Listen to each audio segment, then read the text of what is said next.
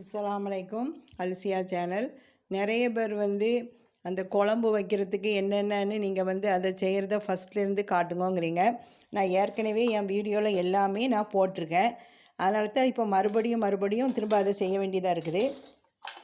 இப்போ 2-3 வாரமாக சமையல் பண்ணுறது இதை தான் காட்டிகிட்ருக்கேன். இப்போ கோவைக்காய் பாருங்க, 1/4 கிலோ கோவைக்காய், பல்லாரி பெரியது 2, நாட்டு உள்ளி 50 கிராம், இதை பொடியாக நறுக்கிக்கிடணும். பெரிய தக்காளி 1.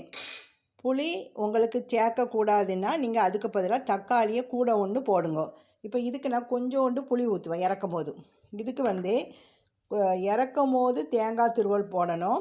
அதுக்கப்புறம் இது இப்படி வத்தல் பொடி, ஜீரகப்பொடி, மஞ்சள் பொடி போட்டு வைக்கலாம். அதுக்கப்புறம் நம்ம டுனா ஃபிஷ் இருக்குது பாருங்கள், மாசித்தூள் இறக்கும் போது அது கூட 1 ஸ்பூன், ரொம்ப இல்லை 1 ஸ்பூன் தூவி இறக்கலாம். நல்லாயிருக்கும், அது டேஸ்ட்டு வித்தியாசமாக இருக்கும். இப்போ தாளிப்பதற்கு உளுந்தம்பருப்பு, கடுகு. கோவைக்காய் ரொம்ப நல்லது, அதனுடைய மருத்துவ இதை நான் நாளைக்கு இதில் சொல்கிறேன். அதுக்கப்புறம் வெங்காயம்,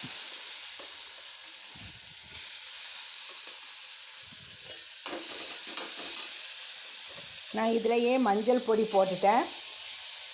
உப்பை வெங்காயம் வதக்கும் போதே போட்டுருங்க.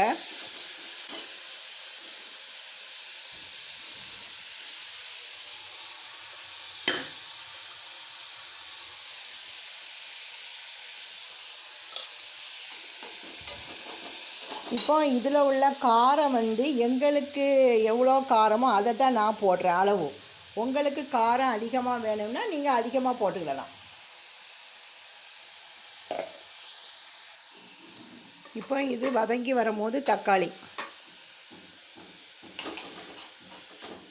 தக்காளியும் வெங்காயம் நல்லா வதங்கினதுக்கப்புறம் வத்தல் பொடி போடணும். போட்டுட்டு கோவைக்காய் தட்ட வேண்டியது தான். தட்டி ஒரு 1/2 டம்ளர் தண்ணி விடணும். இதுலேயே மஞ்சள் பொடி போட்டுட்டேன். இப்போ தேவையான அளவு வத்தல் பொடி. இந்த அடுப்பில் ஆப்பம், இன்றைக்கி எங்கள் வீட்டில் ஆப்பம்.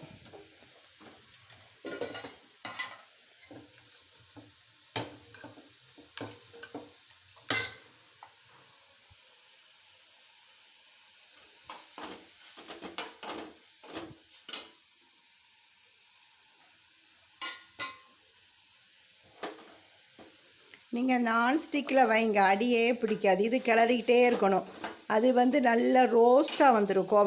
கோவைக்காவை கட்டியாக கிரேவி கணக்கும் வைக்கலாம். இப்போ கோவைக்காவை தட்டிடும். இது 1/4 கிலோ கோவைக்காய்.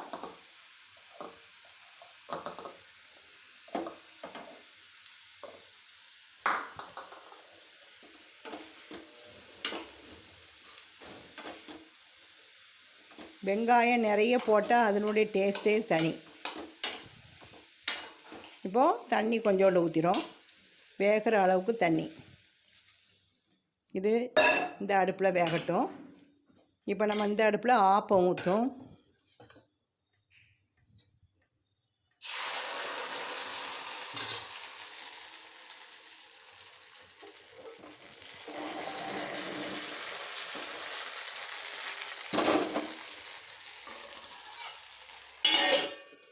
நான் ஆப்பத்துக்கு 1 டம்ளர் புழுங்கல் அரிசி, 1/2 டம்ளர் பச்சரிசி, 1 ஸ்பூன் உருட்டு உளுந்து போட்டுட்டு ஆட்டும் போது 1 டம்ளர் 1/2 டம்ளர் அரிசிக்கு குட்டி தேங்காய்னா 1, பெரிய தேங்காய்னா 1/2 மூடி.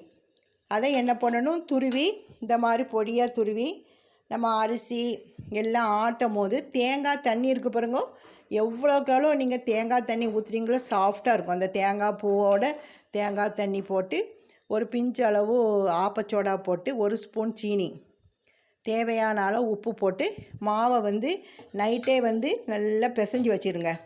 காலையில் ஊற்றினா ஆப்பம் நல்லா பஞ்சாக வரும். இதுதான் ஆப்பத்துக்கு கூட இது. இன்றைக்கி ஆப்பத்துக்கு மிளகாய் துவையல் அரைச்சாச்சு. இன்றைக்கி காலை நாஸ்டா ஆப்பம். மதியம் சோறு, மத்தி மீன் குழம்பு. மீனுக்கும் கோவைக்காய்க்கும் சூப்பராக இருக்கும். ரசம்.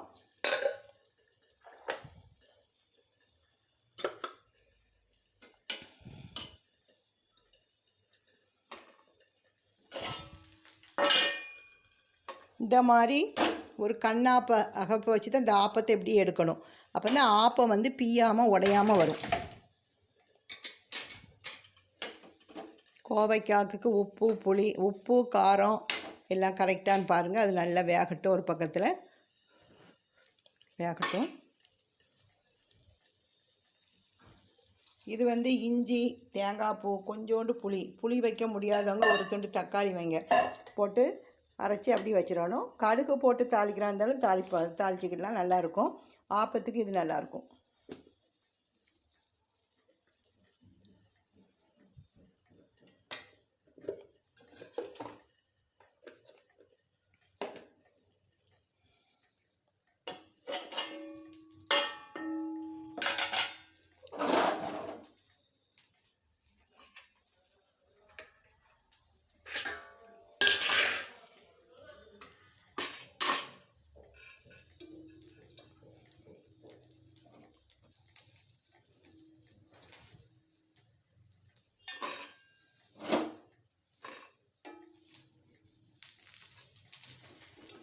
இங்கே பாருங்கள், ஆப்பம் பஞ்சாக வரும், சாஃப்டாக இருக்கும்.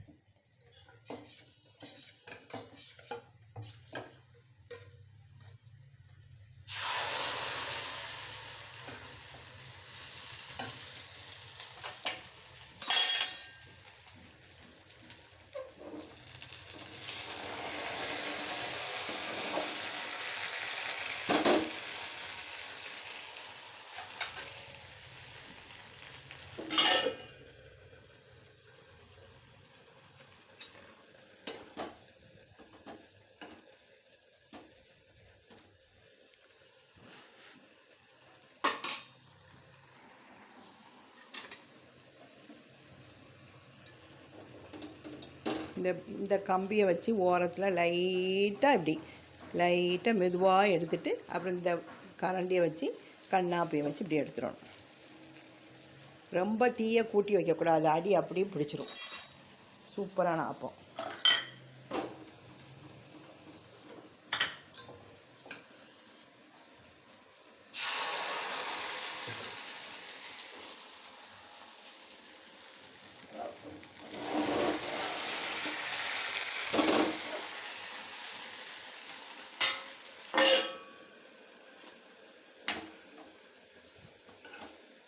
இப்போ நம்ம கட்டியாக புளியை ஊற்றணும்.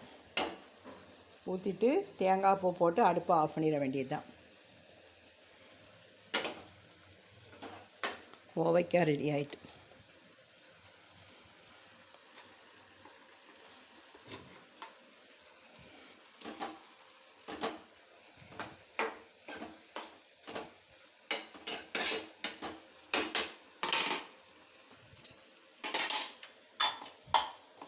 கவுண்டர் டாப்பை க்ளீன் பண்ணணும்.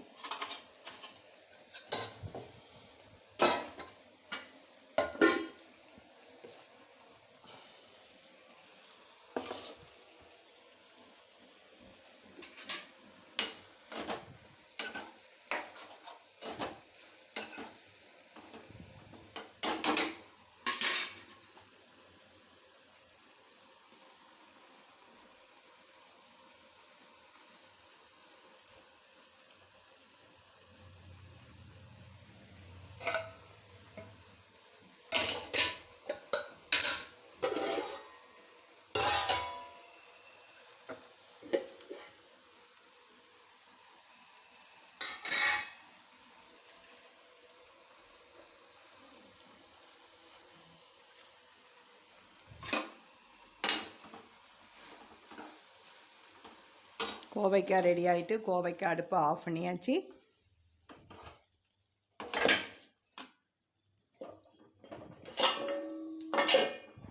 இப்போ அல்சியா சேனலில் டுடே சமையலில் மத்தி மீன் குழம்பு, சுட சுட சோறு, கோவைக்காய் பொரியல், ரசம், இவ்வளோ தான். இந்த மத்தி மீன் வந்து எலும்புகளுக்கெல்லாம் நல்லது.